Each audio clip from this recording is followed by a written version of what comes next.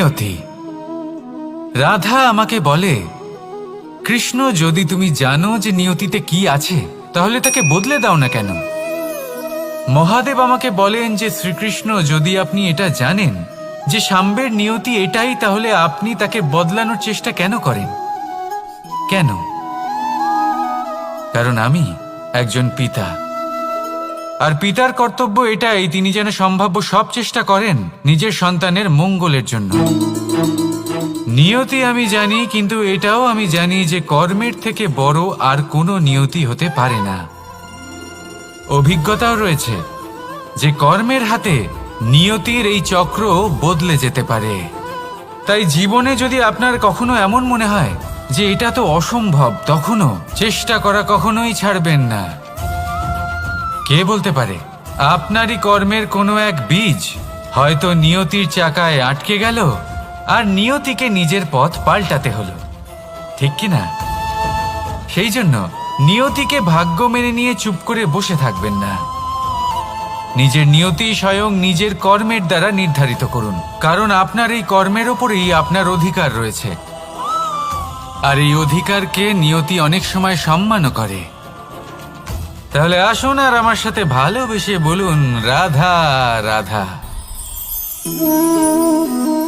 শক্তি এক অত্যন্ত বিচিত্র বস্তু, বা বলতে পারেন অনুভূতি।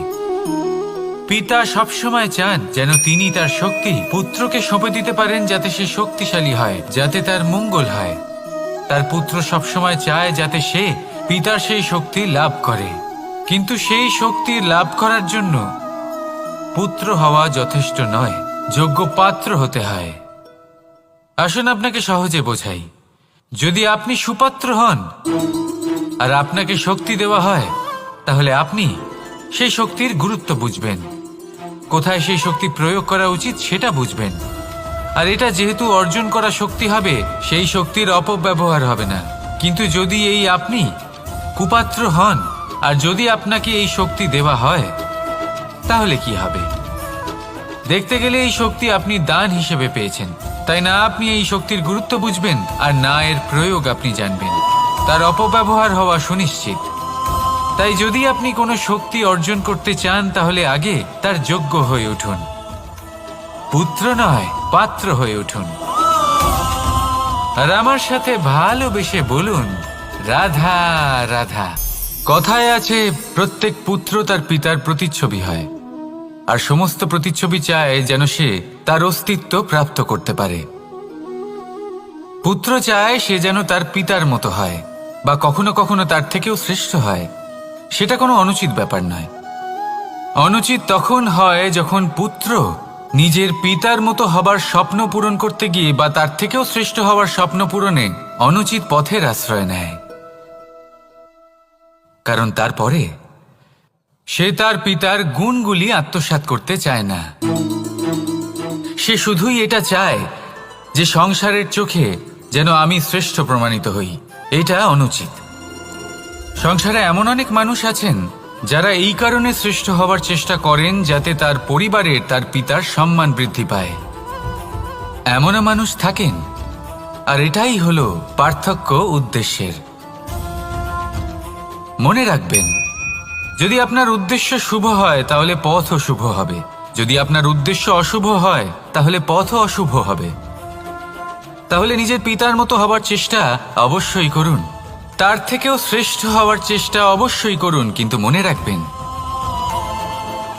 আপনার সংকল্প আর আপনার উদ্দেশ্য এই দুই শুভ হওয়া উচিত। তাহলে আসুন আর আমার সাথে ভালোবেসে বলুন, রাধা রাধা। শক্তি শক্তি অর্জন করা এতটা কঠিন নয় যতটা শক্তি লাভ করার পরে সেই শক্তি সামলানো কঠিন হয়। কারণ যেই মানুষ শক্তি লাভ করে তার মনে গর্ববোধ জন্মায়, জন্মায় অহংকার, জন্মায় জেদ। তাই শক্তি প্রাপ্ত করার সাথে বিনম্র থাকাও অত্যন্ত আবশ্যক। আর এটা আমাদের শেখা উচিত বৃক্ষের থেকে। বৃক্ষ যা আমাদের ফল দেয়, বৃক্ষ যা যত ফল দেয় ততটাই ঝুঁকে যায়। আমরা পাথর মারি ওই বৃক্ষের থেকে ফল প্রাপ্ত করার জন্য। সেই পাথরের মার সহ্য করেও বৃক্ষ আমাদের ফল দেয়। কোনো গর্ববোধ নেই, কোনো অহংকার বোধ নেই, আর সেই জন্য এই বৃক্ষের পুজো করা হয়।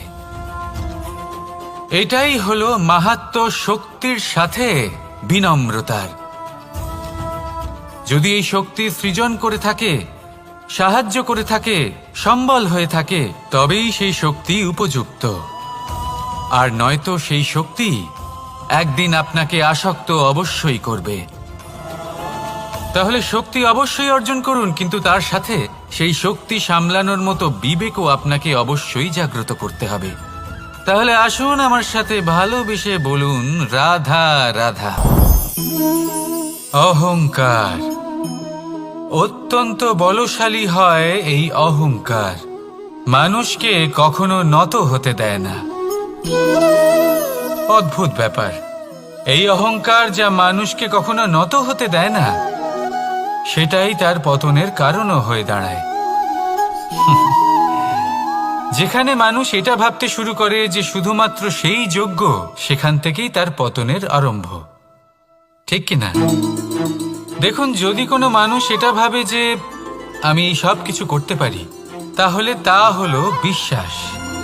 কিন্তু যদি সে এটা ভাবতে থাকে যে শুধুমাত্র আমি এই কাজ করতে পারি, তাহলে তা হলো সেই ব্যক্তির অহংকার। আর এটা আপনাকে বিনাশের দিকে অবশ্যই নিয়ে যাবে। মনে রাখবেন, যখন আমি আর শুধুমাত্র এই দুই এক হয়ে যায়, সেখান থেকে আপনার পতনের সূত্রপাত হবেই। তাই আপনি কখনোই এই অহংকারের চক্রব্যূহে ফেঁসে যাবেন না। বিশ্বাস রাখুন নিজের ওপর এবং অন্যের ওপরও। আর মনে রাখবেন, বিশ্বাসের মধ্যে বিশ্বের প্রত্যেকটা বস্তু বসবাস করে। তাই এই অহংকারকে ত্যাগ করে ফেলুন আর আত্মবিশ্বাসের ওপর মনোসংযোগ করুন। আর আমার সাথে ভালোবেসে বলুন, রাধা রাধা। মানুষ নিজের জীবনে ঈশ্বরকে খুব মান্য করে। ওনার জন্য কি না করে, ভিন্ন ভিন্ন নামে তাকে স্মরণ করে, তাকে পুজো করে, তার আরাধনা করে। সে জানে যে ঈশ্বর তাকে শক্তি অবশ্যই দেবেন, তাকে সাহায্য অবশ্যই করবেন। কিন্তু যখন প্রশ্ন আসে গুরু এবং ঈশ্বরের, তখন গুরুর মান কখনো কম হওয়া উচিত নয়। কারণ সত্যি বলতে কি, গুরুই হলেন সেই সিঁড়ি যা বেয়ে আপনি ঈশ্বরের কাছে পৌঁছানোর পথ খুঁজে পাবেন। সেই পথ আপনি গুরুর থেকেই পাবেন। গুরু না থাকলে আপনি কখনো ঈশ্বর লাভ করতেই পারবেন না। আর জীবনে অনেক সময় লক্ষ্যের থেকেও অনেক বেশি গুরুত্বপূর্ণ হলো পথ। তাই এই পথের সম্মান করতে শিখুন, অর্থাৎ গুরুকে সম্মান করতে শিখুন। কারণ গুরুই হলেন পরমেশ্বর। তাহলে আসুন আর আমার সাথে ভালোবেসে বলুন, রাধা রাধা। আপনার জীবনে আপনার প্রকৃত বন্ধু আসলে কে? আপনার সব থেকে শ্রেষ্ঠ মিত্র আসলে কে? তিনি যিনি সময় এলে পরে আপনাকে সাহায্য করেন, নাকি তিনি যিনি সময় এলে পরে আপনাকে অর্থ দেন? দেখুন, আমরা হলাম মানুষ, আমাদের জীবনে লেনদেন চলতেই থাকে। এটা আমাদের জীবনের অভিন্ন অংশ। কিন্তু অনেক সময় এমন হয় যে আমরা তাকেই নিজের প্রকৃত বন্ধু বলে মনে করি, যিনি আমাদের একটা বহুমূল্য উপহার দেন। ঠিক কিনা? এবার আপনার জীবনে সেই বহুমূল্য উপহার কোনটা, ওই অমূল্য মিত্র আসলে কে, সেই সিদ্ধান্ত হলো আপনার। কিন্তু যদি আপনি আমাকে জিজ্ঞেস করেন, তাহলে আমার মতে স্বর্ণ, হিরে, মুক্ত, ধন এগুলো বহুমূল্য নয়।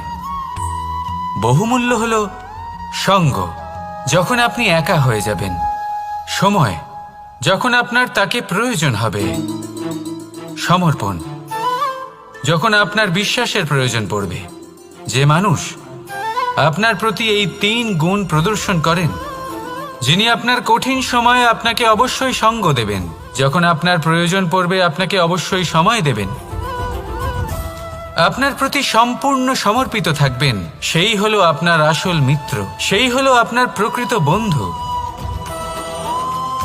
কারণ সত্যি বললে, বন্ধুত্বের অর্থই হলো নিজেকে সম্পূর্ণরূপে কারোর কাছে সমর্পণ করে দেওয়া। তাই আপনার সেই বন্ধুর জন্য নিজের প্রাণ উজাড় করে দিন আর ভালোবেসে বলুন, রাধা রাধা। মানুষ জীবনে 3টে কাজ অবশ্যই করে থাকে, কিছু দান করে, কিছু গ্রহণ করে, আর কিছু ত্যাগ করে দেয়। এটাও ভাবতে থাকে যে এটা করলে কিভাবে করবে। দেবার জন্য পর্যাপ্ত ধন নেই, নেবার জন্য সংসারে অত স্নেহ নেই, আর ত্যাগ করার জন্য জীবনে এত সুখই নেই, তাহলে কিভাবে করবে? আসলে আমরা বস্তুগত চাহিদা অর্জনে এত ব্যস্ত হয়ে পড়ি যে আমরা বুঝতেই পারি না যে কি নেবার আছে, কি দেবার আছে, আর কি ত্যাগ করার আছে। তাহলে আজ আমি আপনাকে বলেই দিই, মনে রাখবেন এই 3টে গুরুত্বপূর্ণ গুণ, 3টে গুরুত্বপূর্ণ কথা। দেবার জন্য আছে দান, নেবার মতো আছে জ্ঞান, আর ত্যাগ করার মতো আছে অহংকার।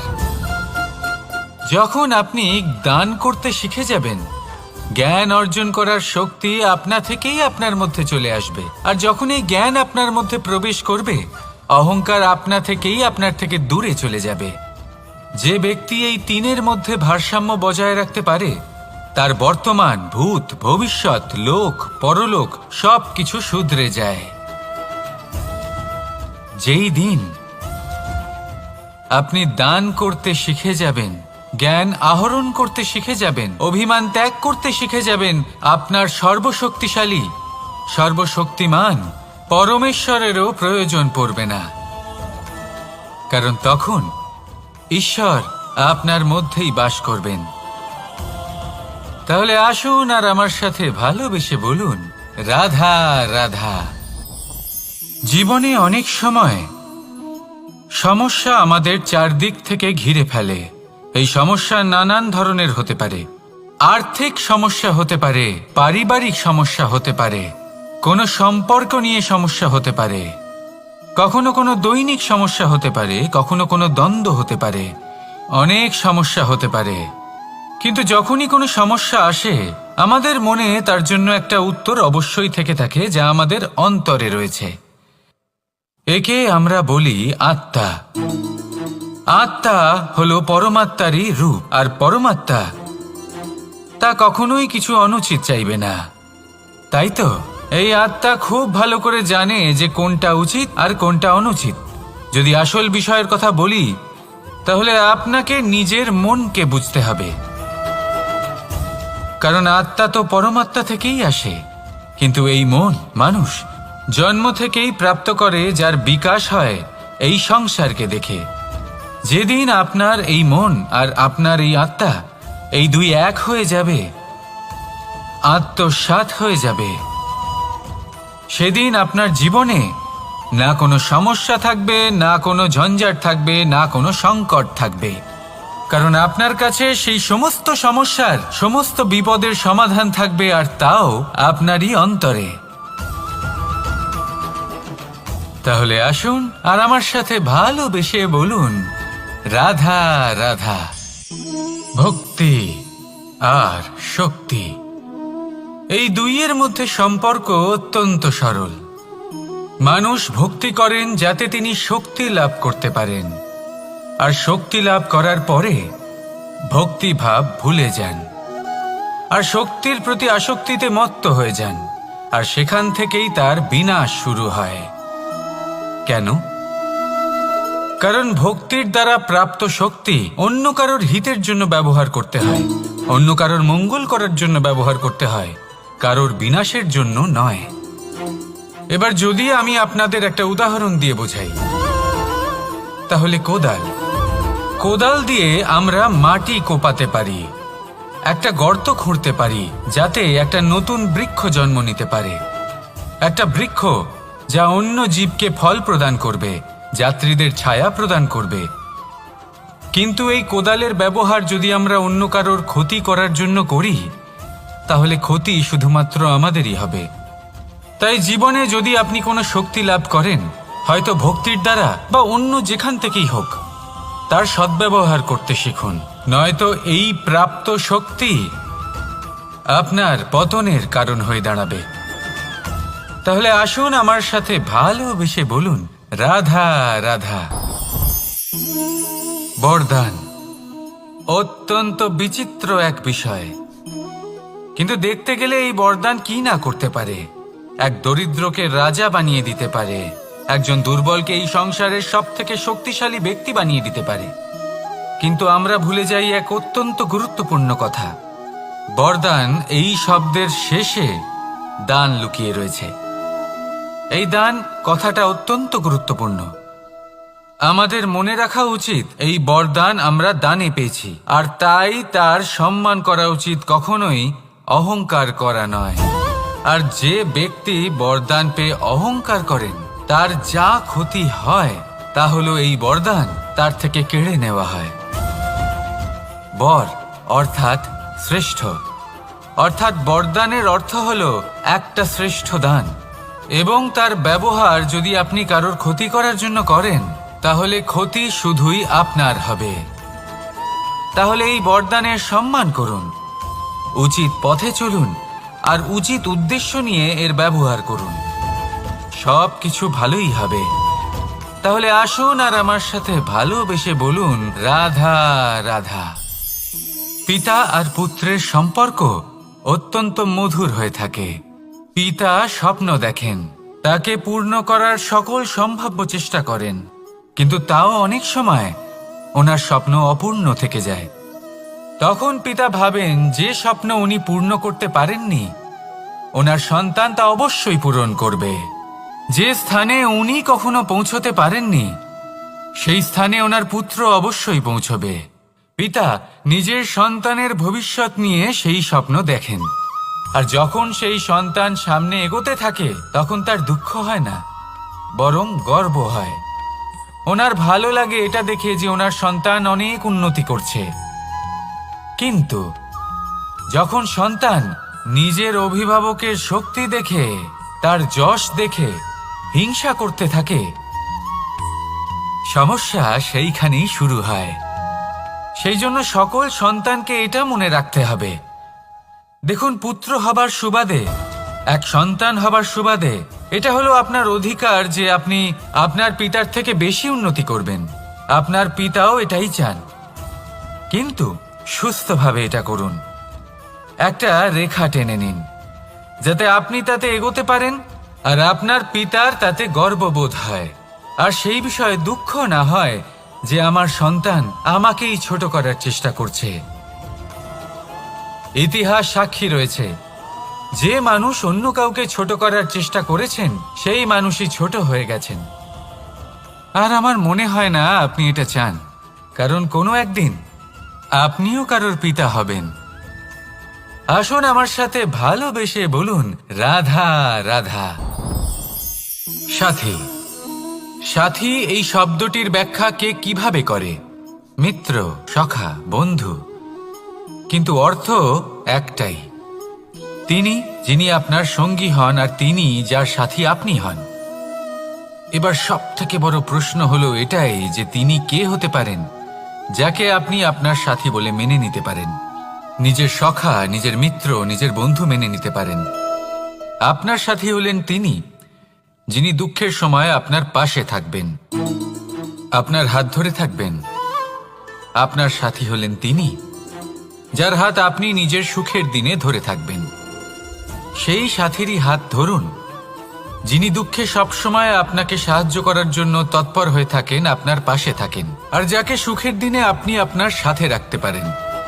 আর যখন আপনার সাথে আপনার এই সাথী থাকবে তখন আপনি এটা বুঝবেন যে যখন জীবনে দুঃখ আসে তখন এই দুঃখ কমে যায়, সবার মধ্যে ভাগ হয়ে যায়। আর যদি তখন সুখ আসে তাহলে সেটা সবার উপস্থিতিতে আরো বেড়ে যায়। এটাই হলো প্রেম, এটাই হলো ভালোবাসা, এটাই হলো সঙ্গ, যেমন সম্পর্ক আমার আর রাধার মাঝে।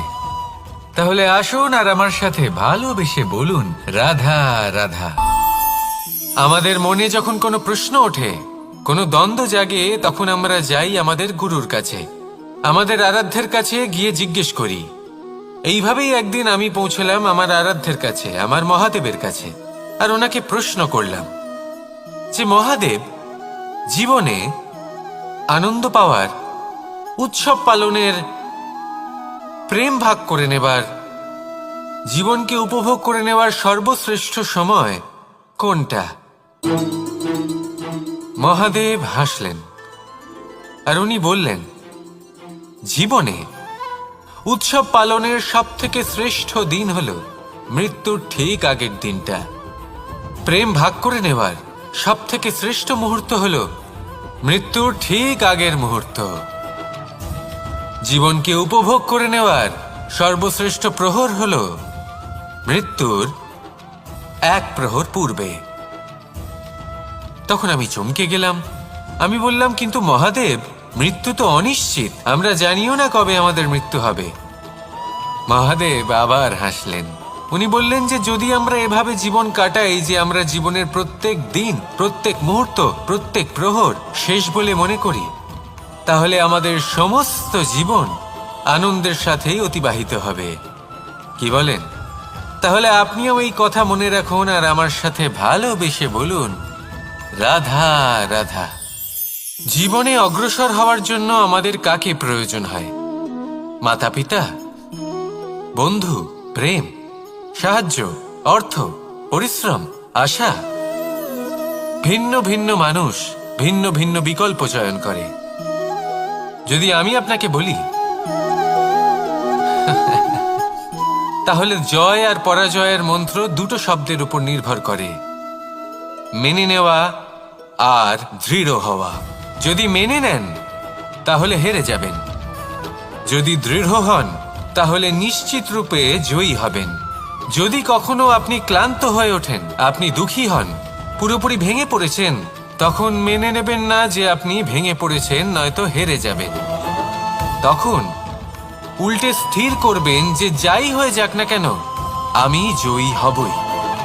আর আপনি দেখবেন যে জয় নিশ্চিত রূপে আপনার কাছেই আসবে। তাহলে এই কথা মনে রাখবেন আর আমার সাথে ভালোবেসে বলবেন, রাধা রাধা। সময়, জীবন, কাল। দেখতে গেলে এই তিনটি শব্দ একটি শব্দেরই সমার্থক শব্দ মনে হয়, কিন্তু এই শব্দগুলির অর্থ কি সমান? কখনোই নয়। হ্যাঁ, এই সময় চলতে থাকে, জীবন চলতে থাকে, কালচক্র চলতে থাকে।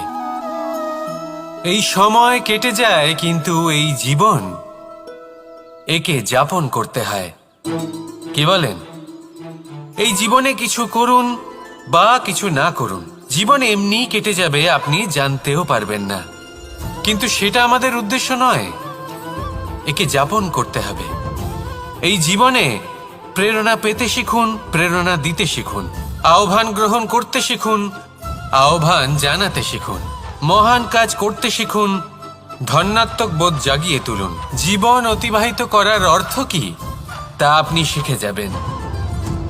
কারণ সময় কেটে যায়, সমস্ত যুগ কেটে যায়, কিন্তু জীবনের রীতি জীবন কাটিয়ে দেওয়া নয়, জীবন যাপন করা। এই জীবন সম্পূর্ণরূপে অনুভব করতে হবে, নতুন পথ বানাতে হবে। এবারে যদি এই জীবন বাঁচার সময় একবার ভেবে দেখুন, যদি মনে প্রেম থাকে, সদ্ভাবনা থাকে, তাহলে কি হবে? এই জীবনকে বাঁচার অনুভূতিটাই অন্যরকম হয়ে যাবে, একটা আনন্দময় অনুভূতি লাভ করবেন। তাহলে এটাই করুন আর আমার সাথে ভালোবেসে বলুন, রাধা রাধা। আপনি কি কখনো কোনো জলের ধারা দেখেছেন? তার সামনে যতই মাটি থাকুক না কেন, যতই কাদা থাকুক না কেন, যখন এই জলের ধারা বইতে আরম্ভ করে দেয়, তখন এই কাদাকে নিজেই ধুয়ে নিয়ে যায়। ওই কাদাকে ধুয়ে দেয় এবং নিজের পথ নিজেই তৈরি করে নেয়। তাহলে আপনিও এরকম জলের মতো হয়ে উঠুন। যদি হয়ে উঠতে পারেন, তাহলে নিজের মনের, নিজের ভাবনার, নিজের জীবনের যত অনাবশ্যক তত্ত্ব আছে, অনুপযোগী অংশ রয়েছে, অর্থাৎ অপরিষ্কার অংশ রয়েছে, তা নিজে থেকেই নির্মল হয়ে উঠবে। আর যেরকম জলের ধারা কখনো থেমে থাকে না, সব সময় বয়ে চলে, সেইভাবে আপনিও কখনোই থামবেন না। সবসময় বয়ে চলুন, এগোতে থাকুন। পথে যদি অনেক বিপদ আসে, সমস্যা আসে, থামবেন না, তার উপর নিরন্তর প্রহার করুন, নিরন্তর প্রয়াস করুন আর অগ্রসর হন। আপনি ভেবে দেখুন, এই জলের ধারা কখনো থেমে থাকে না, সবসময় বয়ে চলে, বিপদের সম্মুখীন হয়ে তাকে সাথে বয়ে নিয়ে চলে। সেই জন্য জলের ধারা, প্রবাহমান এই ধারা, এর থেকে কখনো দুর্গন্ধ আসে না, এতে কখনো ময়লা জমতে পারে না, বরং পালিত হয় সুন্দর প্রাণবন্ত জীবজন্তু, যেমন সুন্দর ছোট মাছ। তাই আপনিও এটাই করুন, কখনো থামবেন না, শুধু চলতে থাকুন, জলের ধারার মতো বইতে থাকুন। আপনি আপনার লক্ষ্য অবশ্যই খুঁজে পাবেন, আর তার সাথে নিজের অন্তরের যে মালিন্য রয়েছে তা আপনি নিজেই নিজের থেকে দূরে করে দেবেন। তাহলে আসুন আর আমার সাথে ভালোবেসে বলুন, রাধা রাধা। এবার অনেক সময় মানুষের মনে এরকম প্রশ্ন আসে যে এই সংসারে সবথেকে বড় বিপদ কি? কেউ বলে ধর্ম সংকট, আবার কেউ বলে প্রাণের ওপর আসা সংকট। প্রত্যেক মানুষের জীবনে বিভিন্ন সংকট আসে, আর এই সমস্ত সংকট অত্যন্ত বিচিত্র হতে পারে। এই সমস্ত সংসার হলো সংকট দ্বারা পরিপূর্ণ। ঠিক আছে, আপনাকে একটা উদাহরণ দিই। একজন ধনী ব্যক্তি, এবার ওনার জীবনে সংকট কি হতে পারে? সংকট এটাই যে কেউ তার সম্পত্তি চুরি না করে নেয়, আমরা বুঝতে পারছি। এবার একজন চোর, তার জীবনে সংকট কি হতে পারে? যে চুরি করার সময় সে যদি তার একটা কাশি চাপতে না পারে, তাহলে সে ধরা পড়ে যেতে পারে, ঠিক কিনা? আবার অনেক সময় এমনও হয় যে যার জন্য আমি সংকট, সেও আমার কাছে সংকট। যেমন এই পরিস্থিতিতে দেখুন, সংকট হলো সংকট, এ তো জীবনে থাকবে, কিন্তু এর সম্মুখীন কিভাবে হওয়া যায়? খুব সরল, সব এটার ওপর নির্ভর করে, মনের ওপর। এই মনকে নিয়ন্ত্রণ করলে সব ঠিক থাকবে। এবার যদি ধনী ব্যক্তি মনকে নিয়ন্ত্রণ করে ফেলেন, নিজের অর্থের ব্যবহার শুভ কাজের জন্য, সমাজের সেবার জন্য বিকাশ করতে করেন, ওই অর্থকে একত্রিত করে না রাখেন, তাহলে চুরির সমস্যা, এই সংকট সেখানেই কেটে যাবে। এবার যদি কথা বলি সেই চোরের, তাহলে চোর যদি নিজের মনকে সংযত করে নেয়, যদি নিজের কর্মকে নিয়ন্ত্রণ করতে পারে, তাহলে এমন কোনো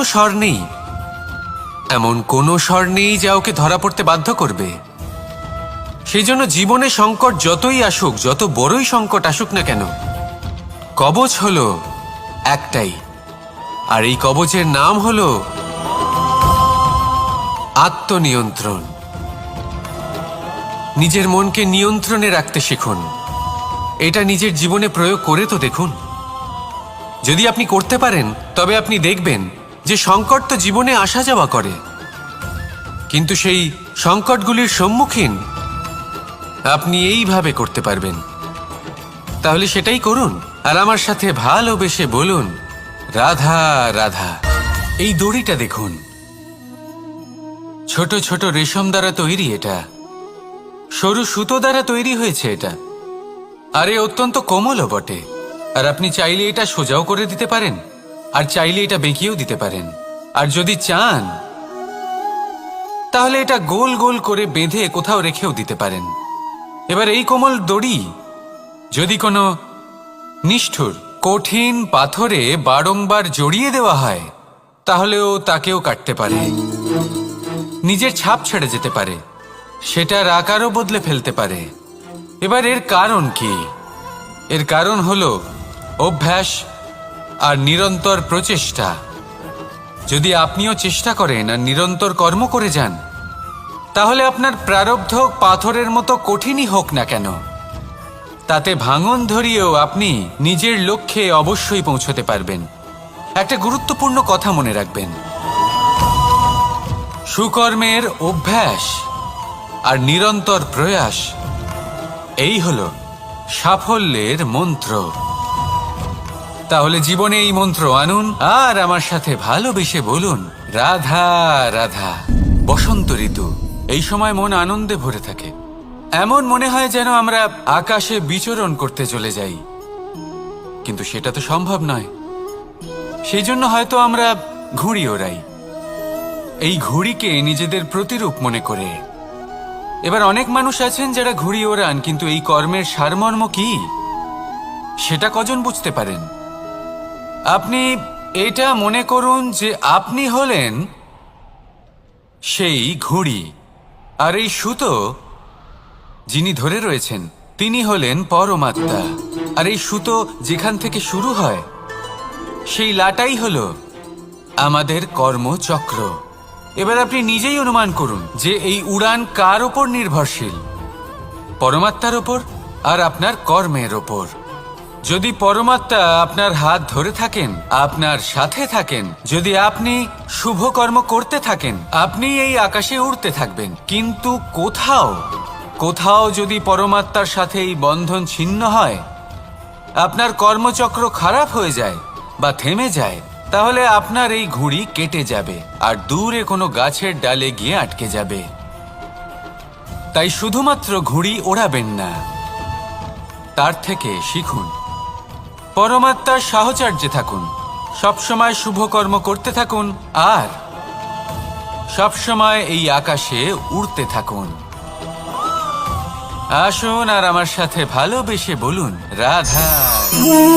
এই ব্রহ্মাণ্ড কত বৃহৎ, তাই না? যার সম্মুখে এই পৃথিবীকেও একটা বিন্দুর মতো মনে হয়। আর এই পৃথিবীতে আমরা কে হই, আমাদের আকার কি রকম, আমাদের অস্তিত্বই বা কি? যখন আমরা এভাবে ভাবি তখন মনে হয় আমরা কিছুই নই। তা আমরা যখন কিছুই নই, তাহলে আমরা এত চিন্তা করি কেন? কি ভেবে ভয় পাই? কাকেই বা এত ভয় পাই? কে আমাদের মারতে পারে আর কেই বা আমাদের জন্ম দেবে? আত্মার আসলে না কখনো জন্ম হয় আর না কখনো মৃত্যু। আত্মা শুধুই শরীর বদল করে। আপনি, আমি, আমরা সকলে এই শরীর নয়, আমরা হলাম আত্মা, যা হলো পরম আত্মার পরম অঙ্গ। সেই জন্য মনে রাখবেন, বাইরের কোথাও দেখবেন না, নিজের অন্তরের গভীরে গিয়ে দেখুন, আত্মাকে উপলব্ধি করতে শিখুন। ক্লেশ, ভয়, চিন্তা, এই সব কিছুর থেকে নিজেকে দূরে রাখুন, তাহলেই উপলব্ধি করতে পারবেন পরমাত্মাকে। তাহলে আসুন আমার সাথে ভালোবেসে বলুন, রাধা রাধা। পরিবর্তন এই সংসারের শাশ্বত নিয়ম। কোন রাজা নেই যিনি চিরকাল রাজা থাকেন, কোন ধনী ব্যক্তি নেই যিনি চিরকাল ধনী থাকবেন। এই সংসারে সূর্যের স্থান নেওয়ার জন্য চন্দ্রিমার আগমন ঘটে। কোন স্থান যাকে পতিত বলা হয়েছিল সেখানে মহল তৈরি হয়েছে। কোন স্থান যাকে আজ মলিন বলা হয়েছে কাল সেখানে মন্দিরও স্থাপন হতে পারে। কোন ঋতু চিরকালের জন্য থাকে না, কখনো সময় চিরকাল একরকম থাকে না। আজ যে আপনার কাছে রয়েছে কাল অন্য কারোর ছিল, আজ যে আপনার কাছে রয়েছে কাল তা অন্য কারোর কাছে চলে যাবে। আপনার সাথে কিছু থাকলে তা হলো আপনার কর্ম, কিন্তু সেই কর্মের পরিণামও আপনার নয়। আপনি শুধু কর্ম করুন, বাকি সবকিছুই পরিবর্তনশীল। কিন্তু সেই পরিবর্তনকে দেখে ভয় পাওয়ার প্রয়োজন নেই, তাকে স্বাগত জানান। যদি আপনি হাসি মুখে সেই পরিবর্তনকে স্বাগত জানান, তাহলে এই পরিবর্তনও হাসি মুখে আপনার সাথে থাকবে। আসুন আমার সাথে ভালোবেসে বলুন, রাধা রাধা। এই সংসারে সুখ আর সন্তোষ লাভ করার পথ কি? ত্যাগ করা নাকি মেনে নেওয়া? এটা হলো একটা ধাঁধার সমান, আর যে বুঝতে পারে তার কাছে এক মিত্রের সমান। দেখুন, আপনি যা বদলাতে পারেন তা আপনি বদলে ফেলুন, যা আপনি বদলাতে পারবেন না তা আপনি স্বীকার করে নিন, আর যা মেনে নিতে পারবেন না তাকে নিজের থেকে আলাদা করে দিন। ধরুন, আপনার কোনো অভ্যেস আছে যা আপনি বদলাতে চান, বদলে ফেলুন। যদি কোনো সমস্যা থাকে যা বদলানো আপনার হাতে নেই, তা স্বীকার করে নিয়ে তার সাথে পথ চলা শুরু করে দিন। যদি কোনো আবেগ থাকে, পরিস্থিতি থাকে বা কোনো বস্তু থাকে যা আপনি মানতেই পারছেন না, কোনোদিনও মানতে পারবেন না, তাকে নিজের থেকে আলাদা করে দিন। একেও সন্ন্যাস বলা হয়। জীবনে সুখ দুঃখ, ক্ষয় হোক বা লাভ, এই সবেতেই সমান রূপে যাপন করা, তাই হলো সন্ন্যাস। এতেই জীবনের আনন্দ রয়েছে। তাহলে এই আনন্দ উপভোগ করুন আর আমার সাথে ভালোবেসে বলুন, রাধা রাধা। আজ আমি আপনাকে একটা কাহিনী শোনাবো। একটা খাড়াই উঁচু পাহাড় ছিল, যা বেয়ে ওঠা প্রায় অসম্ভব কাজ ছিল। এবার একদিন কয়েকটা ব্যাঙ এলো আর তা বেয়ে উঠতে শুরু করলো। আস্তে আস্তে প্রত্যেকটা ব্যাঙ মিলে লাফিয়ে লাফিয়ে ওপরে ওঠার চেষ্টা করছিল। নিচে কিছু পশু দাঁড়িয়েছিল যারা বলছিল, এটা তো অসম্ভব ব্যাপার, এই ব্যাঙগুলো উঠতেই পারবে না, সকলে পড়ে যাবে। আর তারপর ধীরে ধীরে সমস্ত ব্যাঙ নিচে পড়তে থাকলো। শেষ পর্যন্ত একটাই ব্যাঙ ছিল যে শিখরে পৌঁছতে পারল। জানেন সে কেন পারল? কারণ সেই ব্যাঙ বধির ছিল। সে কারোর কথা শোনেনি। ও স্থির করেছিল শিখরে পৌঁছতে হবে আর পৌঁছে গেল। এবার এটা কিন্তু আমাদের জন্য অত্যন্ত গুরুত্বপূর্ণ শিক্ষা। আপনি যদি জীবনে নিজের লক্ষ্য স্থির করে থাকেন, তাহলে এদিক ওদিক কারোর কথা শুনবেন না, শুধুই নিজের লক্ষ্যের দিকে অগ্রসর হন। কারণ সাফল্য আপনার প্রচেষ্টার দ্বারাই আপনি পেতে পারেন, অন্যের কথা দ্বারা নয়। তাহলে চেষ্টা করতে থাকুন আর নিজের লক্ষ্য প্রাপ্ত করুন। আর আমার সাথে ভালোবেসে বলুন, রাধা রাধা। এই সূচটা দেখুন, কতটা গুরুত্বপূর্ণ এই সূচ। ওর কতটা ভূমিকা রয়েছে, ও কত রকম ভাবে সাহায্য করতে পারে আমাদের। এর সাহায্যে যদি আপনি চান, তাহলে এক সাধারণ কাপড়কে আপনি পোশাকে পরিবর্তিত করতে পারেন। আপনি যদি চান, তাহলে অনেক ফুল একসাথে নিয়ে একটা মালা বানিয়ে ফেলতে পারেন বা অলংকার বানিয়ে ফেলতে পারেন। এর সাহায্যে আপনি বাড়িও সাজাতে পারেন। এ হলো অত্যন্ত গুরুত্বপূর্ণ জিনিস।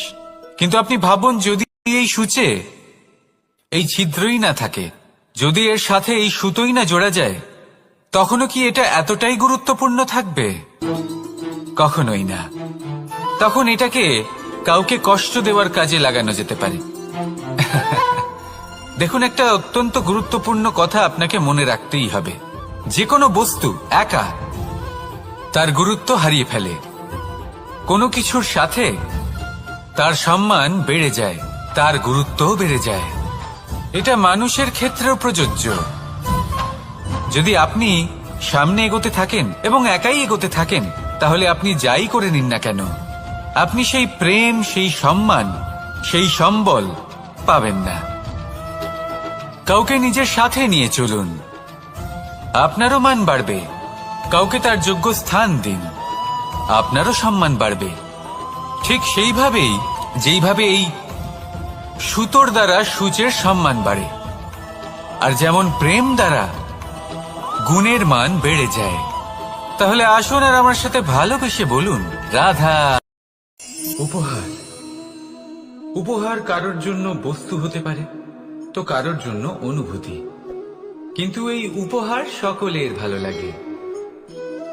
এবার যদি জিজ্ঞেস করা হয় যে উপহার কিরকম হওয়া উচিত, তাহলে কেউ বলবে যে উপহার এমন হওয়া উচিত যার সাথে আমরা সোনার উপর তুলনা করতে পারি। কেউ বলবে এমন উপহার হওয়া উচিত যা পেলে কারোর মন খুশি হয়ে ওঠে, সে আনন্দ উপভোগ করে। ব্যক্তি উপহার যা দিচ্ছে তা নির্ভর করছে তার আর্থিক অবস্থার উপরে।